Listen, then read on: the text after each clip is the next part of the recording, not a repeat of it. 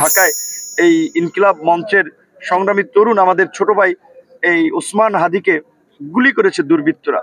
কারণ আমরা বারবার বলে আসছিলাম যে যখনই নির্বাচনী তফসিল ঘোষণা হবে, এই নির্বাচন যে তফসিল ঘোষণা হলেই নির্বাচন হবে সেটি বলার অবকাশ নাই। কারণ ওই পতিত ফ্যাসিস্ট শক্তি, পরাজিত শক্তি, তারা নানানভাবে দেশকে অস্থিতিশীল করা, নির্বাচনকে বানচাল করার কাজ করে যাচ্ছে। কাজেই সেখানে যদি আমরা জুলাইয়ের শক্তি সমূহ রাজনৈতিক দল যদি ঐক্যবদ্ধ না থাকি, তাহলে কিন্তু আগামীতে নির্বাচন হবে কিনা সেটি নিয়ে সন্দেহ আছে। আবার হলেও সেটি সুষ্ঠু নির্বাচন, গ্রহণযোগ্য নির্বাচন হবে সেটি নিয়ে সন্দেহ আছে।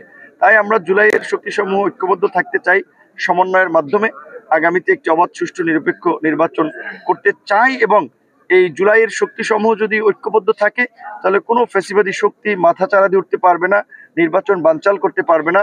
আমরা আমাদের ছোট ভাই, আমাদের এই সকলেরই পরিচিত ওসমান হাদি যেভাবে গুলিবিদ্ধ হয়েছেন, খুব গুরুতর, আল্লাহ তাকে বাঁচিয়ে রাখুক। আমরা তার জন্য দোয়া করি। খালেদা জিয়ার অবস্থাও খুবই গুরুতর, তার জন্য আমরা দোয়া করি। এই আন্দোলন সংগ্রামে যদি 5 জন মানুষের ভূমিকার কথা বলা হয়, সেখানে তো আমাদের নামটি চলে আসবে।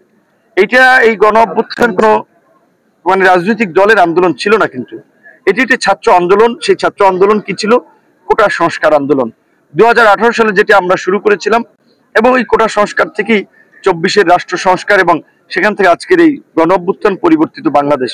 কাজেই যারা ক্ষমতায় ছিল তারা তো আমাদের এই বিজয়কে মেনে নিতে চাবে না, এবং আমরা যারা নেতৃত্ব দিয়েছি তাদের প্রতি তাদের ক্ষোভ রয়েছে।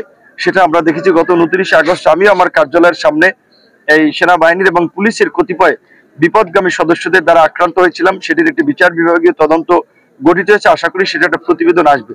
আমাদের নিরাপত্তাহীনতা আছে স্বাভাবিকভাবেই, শুধু আমার না, আমি মনে করি দেশের অনেকেরই নিরাপত্তা শঙ্কা রয়েছে। এখানে আইন শৃঙ্খলা বাহিনীকে শক্ত ভূমিকা পালন করতে হবে, এবং আমার মনে হয় যে অন্তত এই সন্ত্রাসীদেরকে, অস্ত্রধারীদেরকে গ্রেপ্তার করার জন্য আগামীতে দ্রুতই যৌথ বাহিনীর একটা চিরুনি অভিযান পরিচালনা করা দরকার। যদি উল্লেখযোগ্য সংখ্যকভাবে সন্ত্রাসীদের গ্রেপ্তার করা না হয়, এবং এই ধরনের 2-1টি ঘটনা যদি কঠোর বার্তা, মেসেজ যদি আইন শৃঙ্খলা বাহিনী দিতে না পারে, তাহলে নির্বাচনের পরিবেশ আরো অবনতি হওয়ার শঙ্কা আছে। সেইখানে আমরা অবশ্যই উল্লেখযোগ্য আন্দোলনের নেতা হিসেবে, এই আপনার একটি দলের প্রধান হিসেবে আমাদের তো শঙ্কা রয়েছেই।